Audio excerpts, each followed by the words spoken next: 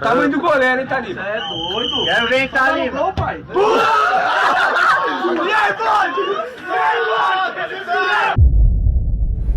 For me, he's the best player in the world, and by a distance. Every time you turn the TV on, he scores 2 goals standard at the moment. Yo guys, it's your boy No Trim Niran here. You see, you were expecting something different because I always do that with FTW intros. But sometimes I've got to throw you off guard. I've got to keep you on your toes. Anyway, this of course is FTW, the series where I bring to you the best and more frequently the worst of what football has to offer online and on social media during the course of the last 7 days. And I cannot lie, there has been football absolutely everywhere this week. We've had the Premier League, there's been European competition, there's been the Carabao Cup, like the Venezuelan over 50s pensioner league probably, but there's only one place to start. Manchester United claimed a dramatic 3-2 victory after the full-time whistle had even been blown, thanks to Bruno Fernandes from the spot. Only this team could win a penalty and score it after the game has actually finished. United saw the new FIFA Rewind feature and just nabbed it straight up. Use it in real life, why not? Now, they defeated Brighton, and if I'm the Seagulls,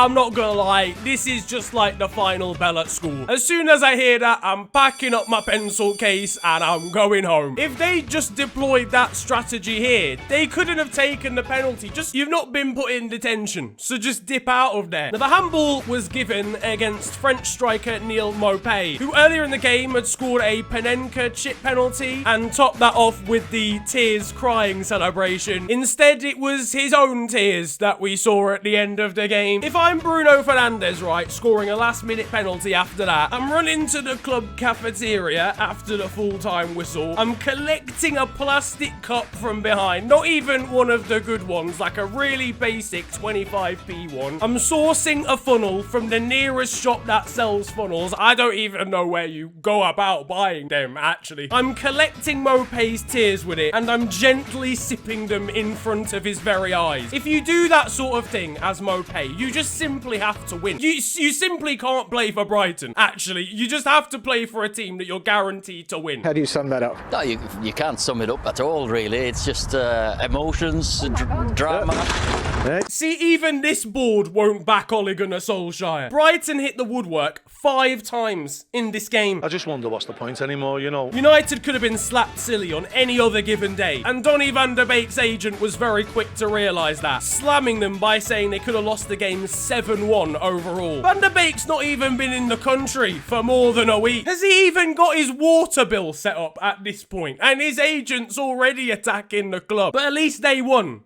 City fans? Pep Guardiola conceded 5 at home for the first time in his managerial career, as Leicester City defeated last season's runners-up 5-2. Are you mad? How has this even happened? Jamie Vardy scored a hat-trick. Manchester City conceded 3 penalties in one game. This could genuinely set up an Everton versus Leicester title race. As if we haven't suffered enough this year. I just can't believe it from Pep. This may well be the boldest this man has ever been. Yep, I'm not seeing a single hair follicle here. I know half the team could sue for injuries in the workplace, but for crying out loud, it's the most expensive defense in history, and it has Eric Garcia in a skull cap in it. What are you trying to do? Scrum your way to victory? There'd be more organisation in this defensive line if it was being conducted via a Zoom call. And just to top it all off, the ad boards at the Etihad are really rubbing it in Pep's face. Liam Delap made what I think is his Premier League debut. You may recognise the name. He's the son of former Stoke midfielder Rory Delap. I see Guardiola has abandoned the tiki-taka. Just launch long throws into the area, it'll be fine. He didn't have the easiest experience though, did Liam, as you can see by his shirt. I think he was going for somewhat of a Friday night dinner theme here. And the underdog stories continue, as Chelsea, against all odds, came back from 3-0 down at half-time to draw 3-3 against West Bromwich Albion. 2 of West Brom's goals were scored by Callum Robinson, with the third being being scored by Kyle Bartley, and then it was Chelsea's homegrown products that got them back level. Mason Mount, Callum Hudson-Odoi and Tammy Abraham eventually equalising in injury time. West Brom's third assist came from a guy called Furlong. We don't even use that metric anymore. Meanwhile, at the back for Chelsea, Thiago Silva had a rough day at the office, making a big mistake on debut. This isn't some snails and croissants league anymore, big man. You've got to be on it. Not gonna lie, I think the Thiago performance at Glastonbury was far superior. And it sums up the new boys in general. They're kind of all struggling. So far, Kai Havertz has only scored against window cleaners from Barrow. And as far as Timo Werner and Ben Chilwell are concerned... Is it warm, bro? No, I'm sorry. If someone does that to my lunch at my football club, I am requesting an immediate transfer. He may well have received a disease from a teammate's finger. That sounded mad. I didn't mean like that, but at least he did score against Spurs in the Sugar Tax Showdown trophy. And his former club, RB Leipzig, at least predicted the outcome. It's a shithousery award once again for the Germans. I'm sorry, but Sergio Reguilon has been violated here. He's been sent to the shops with not enough money. The shopkeeper sent him back home again, and then he's been sent to a different shop in the hope of cheaper pricing. Eric Dyer needed a break to relieve himself during this one, but after his mid-game shite, he came back on and Spurs won through penalties. He went and consoled Mason Mount, who missed the vital penalty, but he can't have had time to wash his hands, and I'm now very concerned for Mason Mount. I was a big fan of his Instagram post afterwards, however, and with that, he is the inaugural winner of not the shithousery award, the just shit award in the very same competition. And don't let Joe Linton's goals against Morecambe distract you from the fact that he's very much the same player as last season. And then this lofted cross shot. It's left by Joe Linton. Meanwhile, back in the Prem, and Cheku Koyate appears to be trapped in my television screen. We've not even spoken about Liverpool yet, who avenged their Community Shield defeat to Arsenal by winning 3-1 against them in the league. The changing point really for me in the game was at 2-1, where Alexander Lacazette goes through twice on goal, although one of them is offside, and misses both times. A one-legged Aubameyang scores both of those blindfolded. Even the referee was getting annoyed at it. For fuck's sake, I put a tenner on a draw. Just take the chance, man. He very much is the fraud, the odd one out, I think, in Arsenal's attack. And in Liverpool-related news, new signing Thiago Alcantara has tested positive for COVID-19. This is the old school Liverpool that I grew up with. New signing brought in to be saviour, literally gets disease. Regardless, as always, get well soon, Thiago, as with David Moyes and everyone else last week. Hopefully we'll see him back on the football pitch very soon. In Wales now, we've got the quite extraordinary news that A-list actor Ryan Reynolds is considering taking over and buying non-league side Wrexham. If I do not get a Deadpool bootlegger collaboration, I swear down. Charlie doesn't get it right today, right? I'm gonna go home, right? I'm gonna fucking smash the fucking house up. I'm gonna fucking... Now, what can be described as one of the greatest moments in a person's life? Okay, taking Ukrainian amateurs to Champions League glory on FM is up there, yes, but for the sake of argument, not that. Getting married, alright? It's a very special day, and it should be remembered for the right reasons.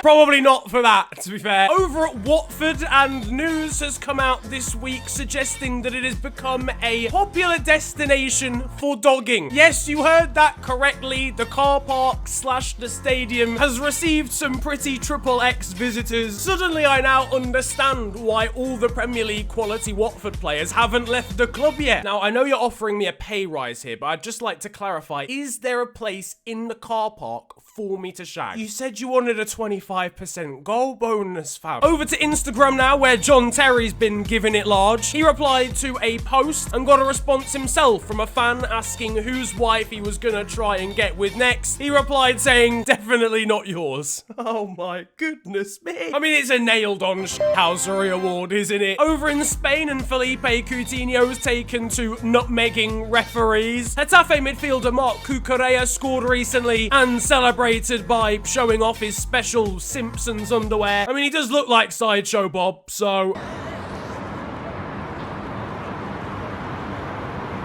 This game's behind closed doors. How do you even get a flare in there? Over at Inter now, and a double substitution is being made. Arturo Vidal and Raja Nainggolan are arriving on the scene. This is perhaps the most violent midfield pairing I have ever seen. They look like they're ready to fatally stab me with a plastic fork. Meanwhile, back in Spain, and Diego Costa's had his say on his new strike partner, Luis Suarez, and loosely translated when asking how he thought they would combine together, in his interview he said, "It's brilliant. I'll kick the opposition and he'll bite them."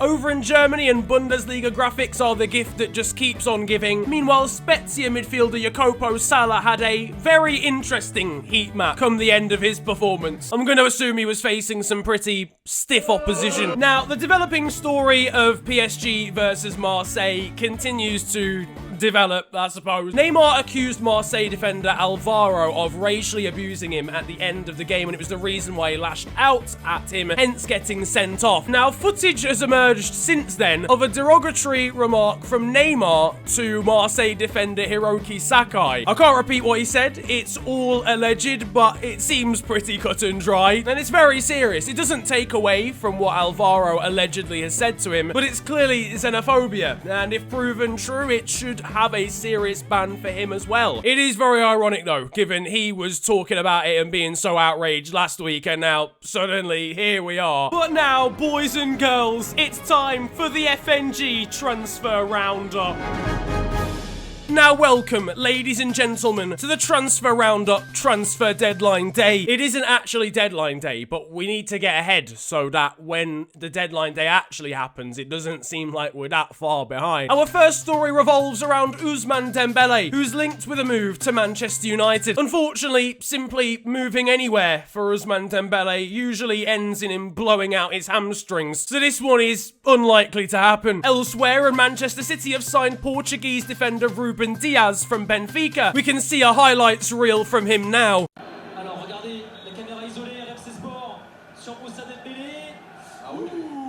Perhaps with Ruben in the side, they may only concede 4 at home to Leicester. And finally, down in the lower leagues, Lancashire-based club Bolton Wanderers have made a new signing this week, and it's hard to argue with his reasons as to why he joined the club. Yeah, what made you want to come and sign for Bolton Wanderers?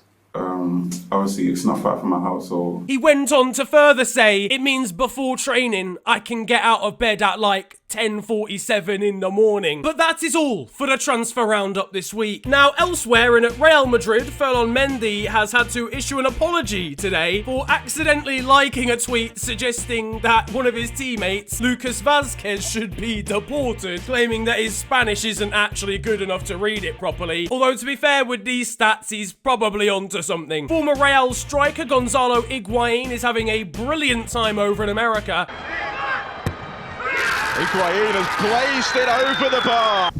Are you mad? You just kicked the ball at my mum. Norwegian footballer Christian Gorzeth has gone viral this week, and that's because he decided this is the photo that he wants to be on his Ultimate Team card for the new FIFA 21 game. Meanwhile, on West Midlands Radio... Yeah, should see us through to Stoke next week. What I just want to say, though, is I witnessed, I walked in the dressing room, and Matt Target was f***ing Grealish. Okay, thank you for that, Dave. Yeah, I don't think he's getting invited back onto the show, to be honest. But now it is time for Still 0-0, and you guys know the score by now. This is the segment of the show where I bring to you the best of Sunday League and amateur football. And today we've got 2 stories. The first is what I can only describe as the Sunday League Kepa Arrizabalaga. Yeah, bum.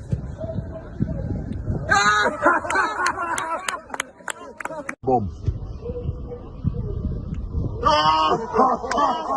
And secondly, over at Botsford Town, it doesn't really seem as if there's any issues. Yeah, okay, that sponsor is why is that even here? Now, sticking with the lower league England vibe, and we've got the ridiculous situation going on in cup competitions due to COVID-19, where certain clubs in certain divisions aren't allowed to have fans. It's led to a situation where Dulwich Hamlet are playing at home. They're not allowed to have their fans at the stadium. However, the away side are allowed to because they're in a different step bracket. And similarly at Wealdstone versus Chesterfield, they're not allowed to have fans in the stadium. However, they can have fans in the bar in the stadium that overlooks the pitch, but they have to put a blackout curtain in front of the window so they can't What what's the point? They're watching on the TV in the bar. Just let them turn around and look out the window. In the Netherlands now, and the Dutch FA have confirmed that FC Emmen will be allowed to have a shirt sponsor, which is literally a sex toy company. In Russia, and a goalkeeper was rewarded for his man of the match performance with an AK-47. And over at Coleraine, striker Owen Bradley has been given a 6-match ban for urinating on the pitch during a game. Listen, when you've got to go, you've got to go. Just ask Eric Dyer. I don't know, he was definitely making something rain. But that, though, is going to wrap up football this week, and I hope you have enjoyed it. If you have, then feel free to slap a like on the video, and of course, subscribe if you're new to the channel. You can also follow me on social media. It is at the official FNG on Twitter and on Insta. But it's been a pleasure ranting at you guys today. Have a wonderful day.